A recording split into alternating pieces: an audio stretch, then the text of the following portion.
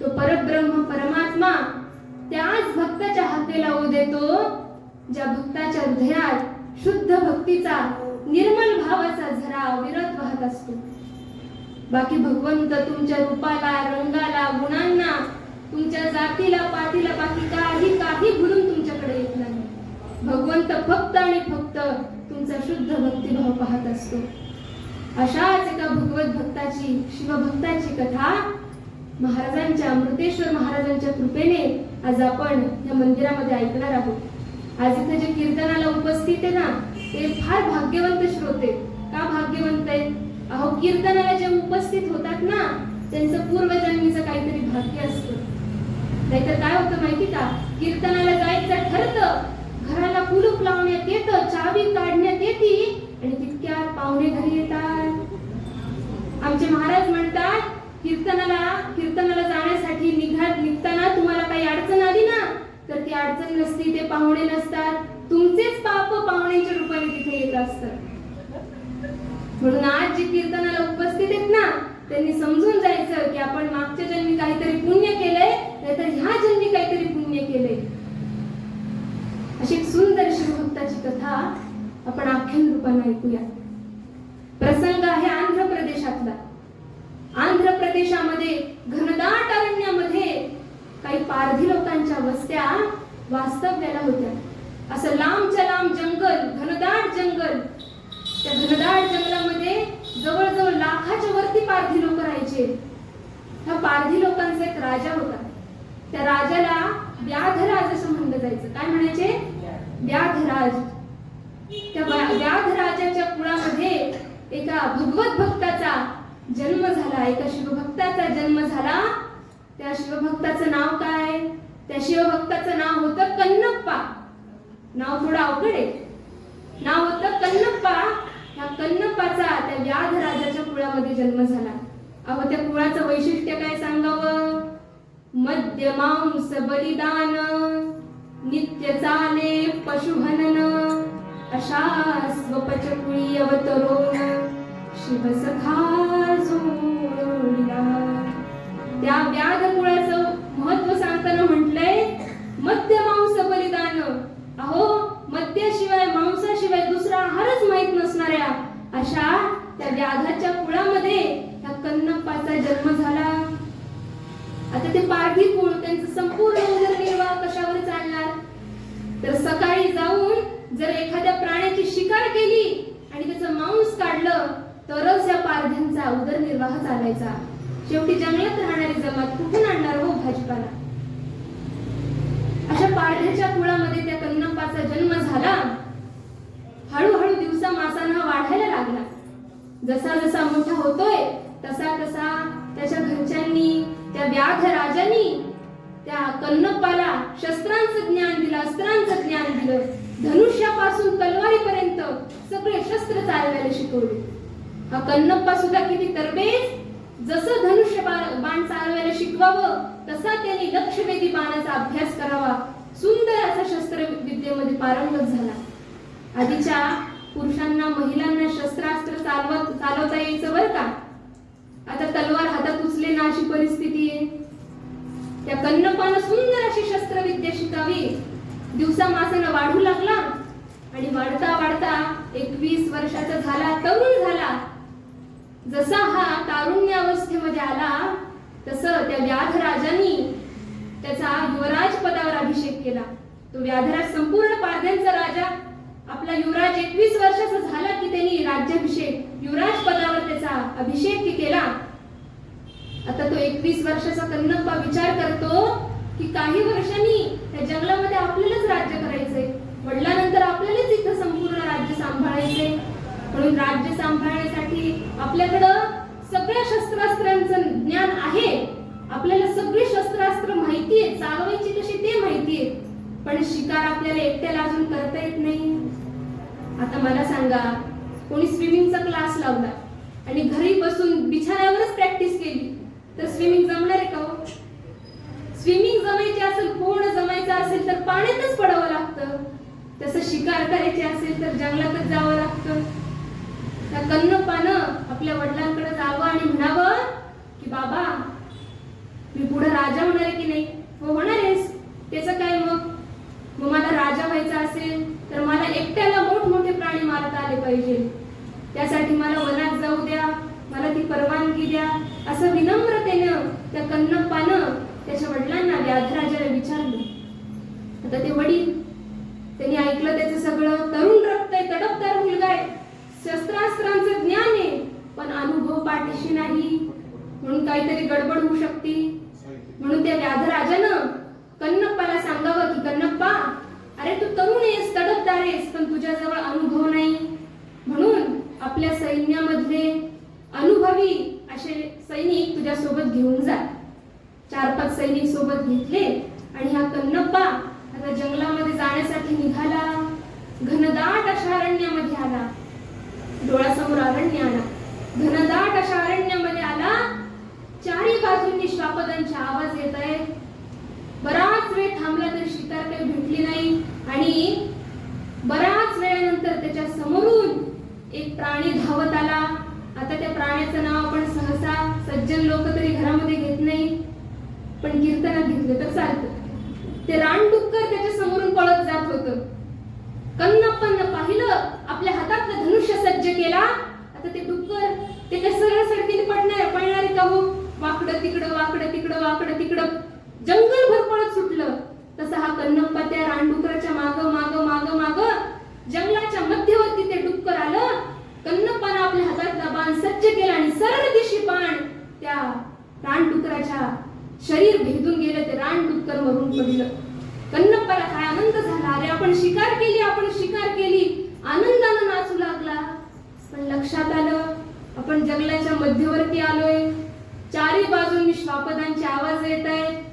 इकडं तिकडं कावऱ्या दृष्टीने पाहावं, संपूर्ण जंगल पसरलेलं. आणि अशा कावऱ्या दृष्टीने पाहताना काय घडलं तर समोर त्याला टेकडीवर एक मंदिर दिसलं. त्या मंदिराकडे त्या कन्नप्पानं नुसतं पाहिलं आणि पाहिल्या दिवशी काय जाणू काय झालं, पण त्याच्या नेत्रामधून घळघळ घळघळ अश्रू वाहू लागले. त्याला समजेनाच ते मंदिर पाहिल्यावर आपल्याला एवढं रडू काय येतंय. बराच वेळ त्या मंदिराकडे एकटक पाहतोय. तेवढ्यात ते मागून सैनिक त्याचे वाट काढत काढत कसे बसे आले. राजकुमाराला समोर पाहिलं तर तंद्री लावून काहीतरी पाहतोय. सैनिकांनी त्या कन्नप्पाला जागं केलं. महाराज, राजकुमार, अहो तिथे टेकडीवर काय पाहताय? त्या कन्नप्पाने सांगावं की ते टेकडीवर मंदिर दिसतंय ना, ते मंदिर मी जसं पाहिलं तसं माझ्या डोळ्यामध्ये अश्रूंची धार येतेय, माझ्या हृदयामध्ये प्रेम भक्तिभाव दाटून येतोय. मंडळी, आपल्याला एखाद्या देवतेविषयी, एखाद्या मंदिराविषयी जर आत्यंतिक प्रेमभाव वाटत असेल ना, खूप प्रेमभाव दाटून येत असेल ना, तर समजून जावं की आपल्या पूर्वजांची, आपल्या भगवंताची आपल्यावर कृपा आहे. आज तुम्हाला एक साधन सांगून जाते. आपल्यावर भगवंताची कृपा आहे हे चेक करण्याचं एक परिमाण आहे बरं का. हे कसं काय चेक करायचं बरं? आपल्यावर भगवंताची कृपा आहे हे कसं काय चेक करायचं? मी फार श्रीमंत आहे म्हणजे माझ्यावर भगवंताची कृपा आहे का? माझ्याकडे फार रूप आहे म्हणजे माझ्यावर भगवंताची कृपा आहे का? माझ्याकडे फार विद्या आहे, फार डिग्री आहे म्हणजे माझ्यावर भगवंताची कृपा आहे का? मुळीच नाही. भगवंताची कृपा आहे हे ओळखण्याचं एकच साधन म्हणजे त्या भगवंताचं रूप पाहताना, त्या भगवंताची कथा ऐकताना माझ्या हृदयातून घळघळ घळघळ जर प्रेमाश्रू धारा वाहत असतील ना, त्या भगवंताकडे पाहताना मला अत्यंतिक प्रेम दाटून येत असेल ना, तर समजून जावं की त्या भगवंताची माझ्यावर कृपा आहे, माझ्या सद्गुरूंची माझ्यावर कृपा आहे. कीर्तन ऐकताना जर आपसुकच प्रेमभाव दाटून येत असेल ना, तर समजून जावं माझ्या भगवंताची माझ्यावर कृपा आहे. पण काय होतं मंडळी, लोकांना सिरियल पाहताना घळघळ रडू येतं, टीव्ही पाहताना घळघळ रडू येतं, पण कथा कीर्तनात अजिबात रडू येत नाही. माझं कीर्तन होतं, समोर अशाच आजीबाई बसल्या होत्या, तुम्ही नाही बरं का, अशाच एक आजीबाई बसल्या होत्या. कीर्तन जसं चालू झालं तसं त्या आजींच्या डोळ्यातून घळघळ घळघळ पाणी वाहत होतं. अहो, त्या आजींकडे पाहून मला इतकं भरून आलं की किती कीर्तनावर प्रेम असेल की घळघळ डोळ्यातून पाणी येते. कीर्तन संपलं. मी आयोजकांना म्हटलं की त्या आजींना स्टेजवर बोलून घ्या, मला त्यांचा सत्कार करायचा आहे. त्यांच्या गळ्यामध्ये शाल टाकली, श्रीफळ दिलं, त्यांना नमस्कार केला आणि म्हणाले की आजी, तुमच्यावर भगवंताची कृपा आहे. कीर्तन जसं चालू झालं तसं तुमच्या नेत्रातून घळघळ पाणी वाहतंय, या अर्थी तुमच्यावर भगवंताची कृपा आहे. त्या आजीने मला जवळ बोलवलं. मी म्हटल्या, ताई, माझ्या भगवंताची कृपा बिपा काही नाही. तुम्ही जी साडी नेसली तशीच्या तशी साडी 24 वर्षापूर्वी आमच्या ह्यांनी मला भेट केली होती. आमच्या ह्यांना वारून 8 वर्ष झाली. ती साडी जशी मी पाहिली तशी मला आमच्या ह्यांची आठवण येते. म्हणून माझ्या डोळ्यामध्ये घळघळ घळघळ घळघळ पाणी येते. त्या काकूंचं पाणी डोळ्यात थांबलं, माझ्याच डोळ्यातून पाणी येतं. मला सांगा, हसण्याचा मुद्दा आहेच, पण विचार करण्याचा मुद्दा आहे की ज्या पतीनं आपलं शरीर सुंदर दिसावं म्हणून साडी भेट केली, त्या पतीच्या आठवणीनं त्या काकूंच्या डोळ्यातून घळघळ पाणी येते. पण ज्या पतीनं ती सुंदर साडी घालण्यासाठी सुंदर शरीर दिलंय, त्या पतीची, त्या जगदीश्वराची आठवण पण काकूंना नाही हो. कबीर महाराज म्हणतात, नाथ दिनी जिस नाथने नथ दी जिस नाथने सुमिरन बारंबार, नाथ दी जिस नाथने उसको दिया बिसार. भगवंताविषयी जर डोळ्यात पाणी येत असेल ना, तर समजून जावं त्या भगवंताची आपल्यावर कृपा आहे. त्या कन्नपाला ते मंदिर पाहताना डोळ्यातून घळघळ पाण्याची धार वाहतीये. काय होतंय काही समजत नाहीये. त्या सैनिकांनी त्या कन्नपाला हृदयापाशी धरावाडी म्हणावं की बाळा, राजकुमारा, तुझ्या डोळ्यातून का पाणी येते माहिती? ते मंदिर तुझ्याच आजोबांनी बांधलेले, ते भगवान शिवांचं मंदिर आहे. आपण त्या मंदिरामध्ये दर्शनाला जाऊया. कन्नप्पा आणि सगळे सेवक त्या मंदिरामध्ये दर्शनासाठी गेले. भगवान शंकरांना समोर पाहिलं आणि त्या कन्नप्पाच्या डोळ्यातून घळघळ घळघळ अश्रुधार चालू झाली. अहो, काय ते भगवंताचं रूप हो. त्या शिवलिंगाला गाढ मिठी मारली, डोळ्यातून घळघळ पाणी येतंय. आणि भगवंताचं ते मंदिर त्यांनी निरखून पाहावं आणि भगवंताला मिठी मारत म्हणावं की अरे महादेवा, अरे जगाचा नाथ तू, पण तुझ्या मंदिराला साधा दरवाजा नाही रे. जगाचा स्वामी तू, पण तुझ्या अंगावरचा पाला पाचोळा दूर करायला कोणी नाही.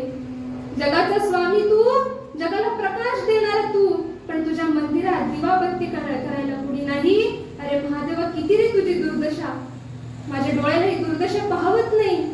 आता मी इथंच राहून तुझी पूजा करणार, इथंच राहून तुझी सेवा करणार. आणि मंडळी, भक्त फक्त आश्वासन देत नाहीत बरं का, त्याचं पालन देखील करतात.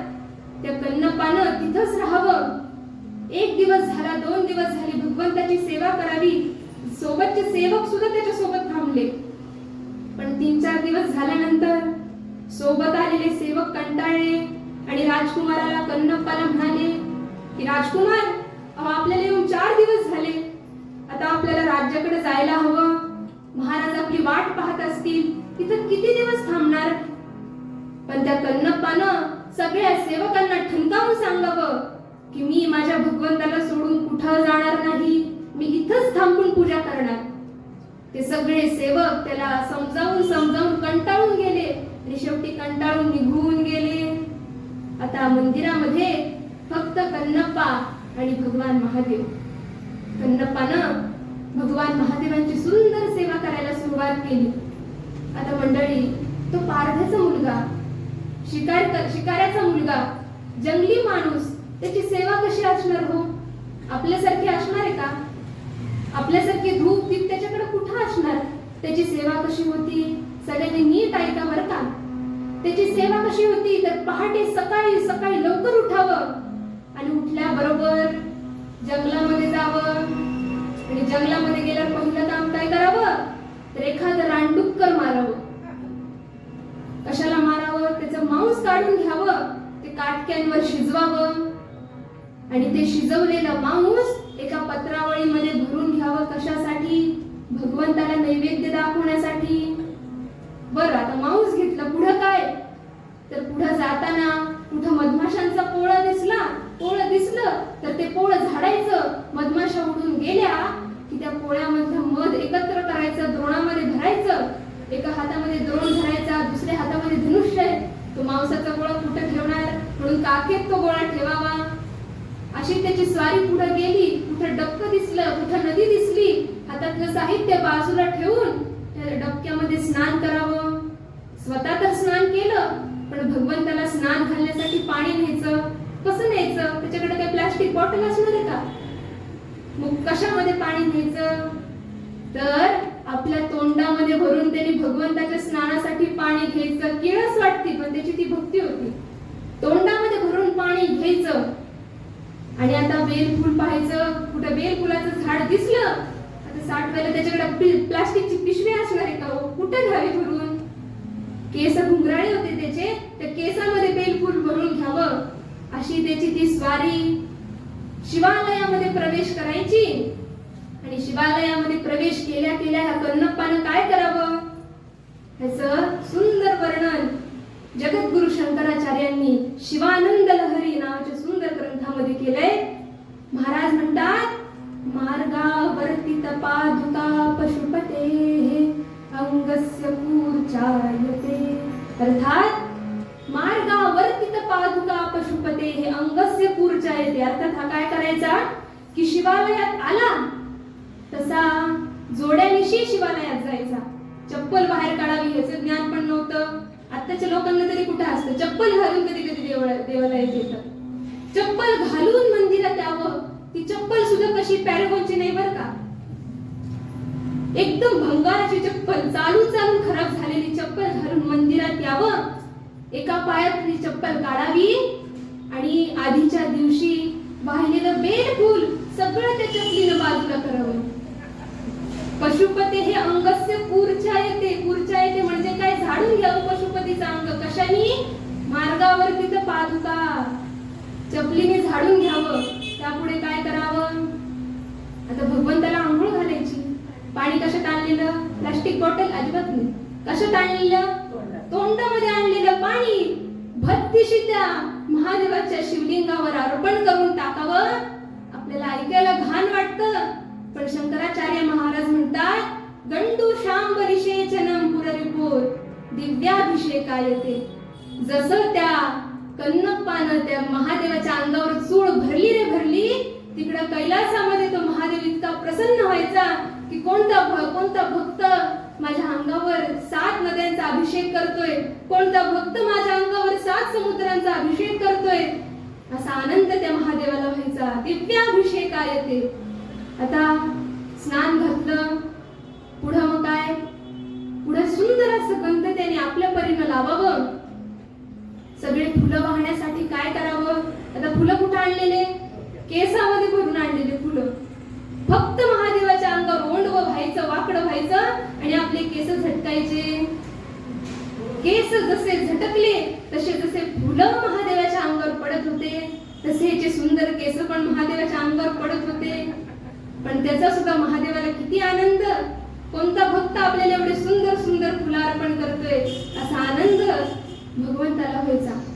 आता स्नान झालं, धूप तर नव्हताच. स्नान झालं, सुंदर फुलं अर्पण करून झाले, गंध झालं.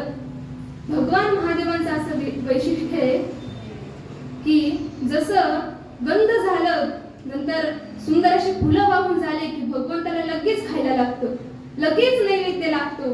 तात्काळ, ताबडतोब, त्वरित, उशीर चालत नाही. ह्यानी काय करावं? आपल्या काखीमध्ये दाबून आणलेला तो मांसाचा गोळा. कसा तो मांसाचा गोळा? किंचित भक्षित मांस शेषकबलम. अर्थात आधीच ते मांस, त्यात कोणाचं मांस? डुकराचं मांस. मांस तर अपवित्रच, त्यात डुकराचं अधिक अपवित्र. त्यात कसं शिजवलेलं, एखादं अन्न शिजवलं की त्याच्यामध्ये अपवित्रता वाढत असते. त्यात ते शिजवलेलं. आता शिजवलेलं तरी तसं अर्पण करावं का? तर नाही. किंचित भक्षित, शिजवलेलं मांस चांगलं झालं की नाही? अरे आपल्या देवाला काही घाण खायला द्यायचं का? बेचव खायला द्यायचं का? म्हणून थोडंसं चाकून पाहिलेलं असं मांस भगवंताला अर्पण करावं. पण त्याचा सुद्धा भगवंताला किती नव्योपहारायते. अर्थात ते मांस जसं भगवंताला अर्पण करायचं तसा भगवंत इतका खुश व्हायचा की कोणता भगवत भक्त मला षड्रस अन्नाचा नैवेद्य देतोय, असा आनंद त्या महादेवाला व्हायचा. आता सगळी पूजा झाली, ते समोर ठेवलेलं मांस हे स्वतः खावं, संपूर्ण दिवस देवाजवळ बसावं आणि देवाला आता काहीतरी मनोरंजन हवं की नाही, म्हणून महादेवासमोर बसून आपल्या घरच्या गोष्टी त्याला सांगाव्या, त्याच्याशी संवाद साधावा, देवाशी बोलून पहा बर का. देव बोलतो, आपण बोलण्याचा प्रयत्न करून पाहावा. तसा सुंदर असा देवाशी संवाद साधावा, दिवसभर संवाद साधावा आणि संध्याकाळच्या वेळी सुंदर असं टाळी वाजून भजन करावं, आपल्याला जमल तसं भजन करावं. आणि रात्रीच्या वेळी भगवान झोपले असं समजावं. आता भगवान झोपले म्हणजे ह्यानी पण झोपायचं का, तर नाही, आपल्यासारखा नव्हता तो. मंदिराला दरवाजा नव्हता, म्हणून मी रात्री झोपलो तर एखादा प्राणी येऊन माझ्या देवाला इजा करेल असा भाव त्याच्या मनात. रात्रभर त्याने पहारा द्यावा अशी सुंदर भक्ती त्या कन्नप्पाची होती. पण भक्ताची परीक्षा पाहण्याची महादेवाने पाहिलं. कैलासामध्ये बसलेला तो भगवान शंकर त्याने ठरवलं की आपल्या भक्ताची आपण परीक्षा पाहूया. आणि परीक्षा पाहण्याचा दिवस आला. काय झालं तर भगवंतांनी लीला रचली. काय लीला रचली? पहाटेची सुंदर वेळ, प्रभात झाली, स्वरूप नाथा या होया अंतरी, सोहम घोषाची घुमत रहा मानस गाभारी. सुंदर पहाटेची वेळ. आणि अशा पहाटेच्या वेळी हा कन्नप्पा उठला आणि भगवंताला मांसाचा नैवेद्य आणण्यासाठी जंगलामध्ये निघून गेला.